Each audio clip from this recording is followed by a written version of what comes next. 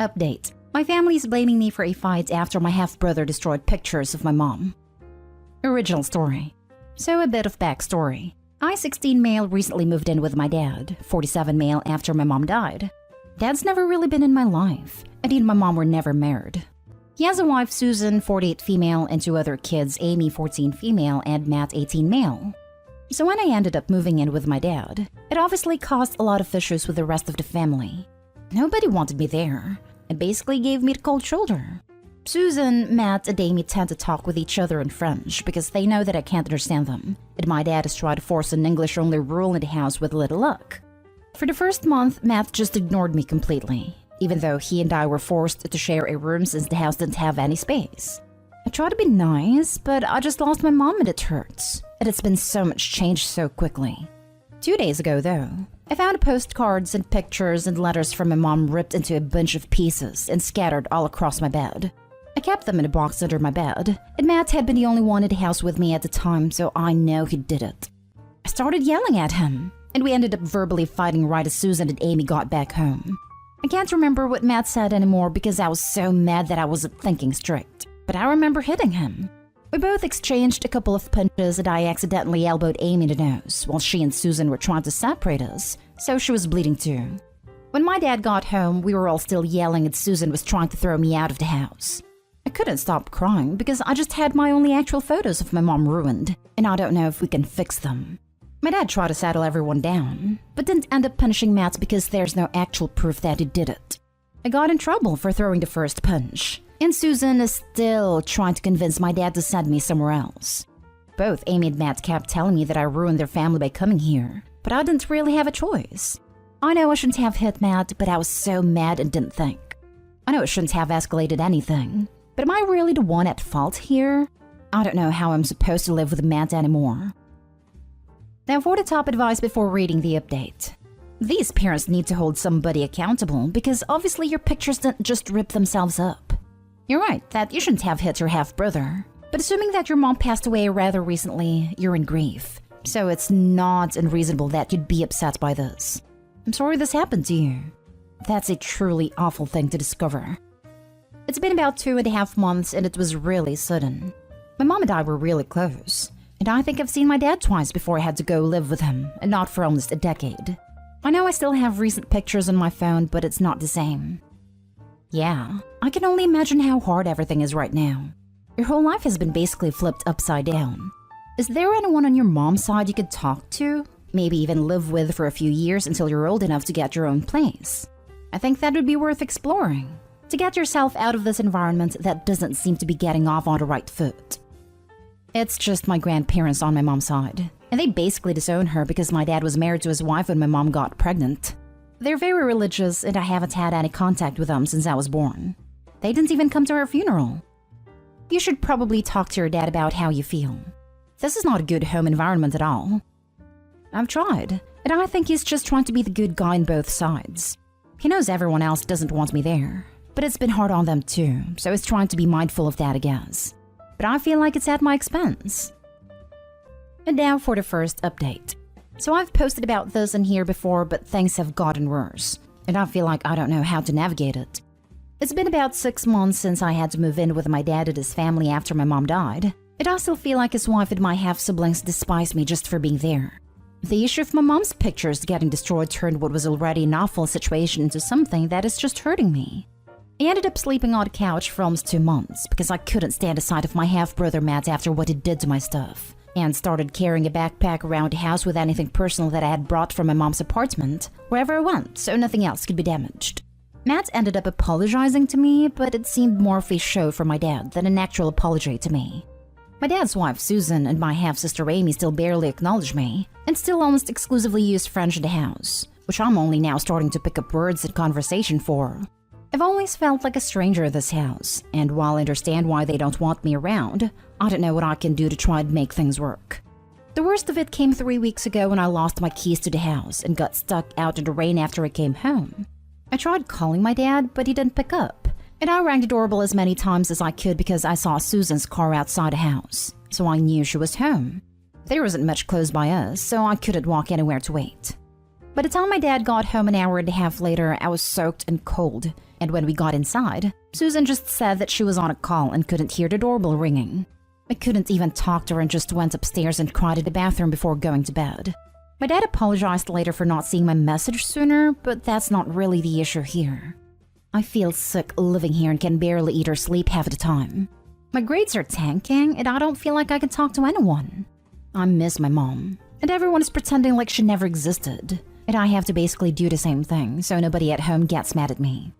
The main issue is, a week ago my dad's best friend and his husband, who I've met a couple times and stayed with the first couple nights, after I reconnected with my dad while he was trying to figure out how to bring me home, heard about me being locked out of the house and asked if I wanted to come stay with them for a while. I want to say yes so bad, because anywhere has to be better than where I'm staying now. But I know it's going to cause issues with my dad because he ruined his entire relationship with his family to be able to bring me home so I wouldn't have to go into foster care, and it's going to seem incredibly ungrateful. I know my dad's trying. He really is. But I don't know what am I going to do if I have to keep living in his house until I turn 18. How do I broach the subject with him? Is trying to move out even worth it at this point, or should I just toughen up and deal with it for the next year and a half? You're living in a hostile environment. With time, that will really affect your health negatively. You've been offered a safe space to live. Don't walk, but run in that direction. Your dad is the adult. Let him deal all of the negative consequences. Put yourself first. I'm really sorry about the loss of your mother. Honestly, I feel like it probably already is. I'm so tired all of the time but can't sleep and somehow still can't get out of bed in the morning. I feel like I haven't even got any chance to breathe or process the fact that my mom's gone because there's been so much change so quick, which is also kind of why I don't want to have to move houses again. I am so sorry. Your father's wife and your half-siblings have a lot of misplaced anger. Do they treat your father the same way they've been treating you? Although in relation to the advice you're seeking, that's neither here nor there. I would definitely take your dad's friends up on the offer, even if it's just for a short while. You need to get out of that toxic situation.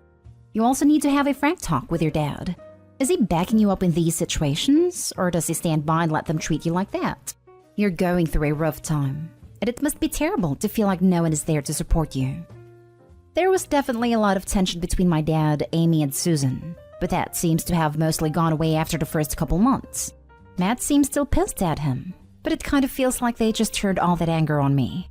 I've tried talking to my dad about it, at least a little, but there aren't a lot of times where it's just the two of us, and I don't feel comfortable saying anything in front of everyone else. Nobody really does anything to me in front of my dad, except the language thing, which he does try and stop every time he catches it. But Matt and Susan usually just do things behind his back to hurt me. But I think my dad doesn't want to believe that his wife and kids are capable of treating me like that. What an awful situation. I'm so sorry for the loss of your mother. As a mother myself, I want nothing more than to take you in and give you the longest hug ever. If I were your mom, I'd tell you to go where you're safest. Your dad's household is not safe, and is actively damaging your mental and physical health. I get that your father is doing his best, and it's kind of an impossible position he's in trying to placate everyone. But here's the thing. As your parents, his priority should be your health and safety, even if it means you living under a different roof. Now, I don't know this other couple, but the fact that they were willing to house a strange teenager with a troubled family history puts them in a very positive light in my eyes. They didn't have to do that. Most people wouldn't, but they did. You have the option of going back, where you'd be safe. Please prioritize yourself.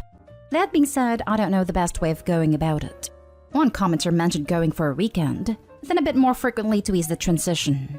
I like this idea, but I worry about your stepmother retaliating somehow. It sounds like anything she can do to make you suffer, she will. Maybe she'll impose your dad to forbid you from going over there because she'd rather you be miserable. On the other hand, she may be overjoyed to finally be rid of you. I suggest you make a plan. One option is to try to ease the transition route, but be prepared to 100% move out the first sign of things going awry. Another option is to straight up move out. Talk to your dad first. If you can't make time for one-on-one time with his kid, then screw it. Leave. You'll have your answer. That's nice he kept you out of the foster system, but don't mistake him doing the bare minimum as something you need to repay.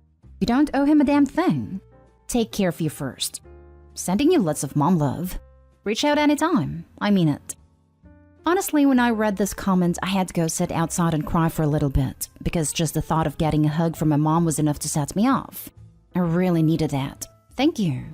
My dad's best friend and his husband are really nice. from the times we've interacted, and are honestly the only ones who put all the blame on my dad for actually having the affair, and then keeping me a secret until it had to come out.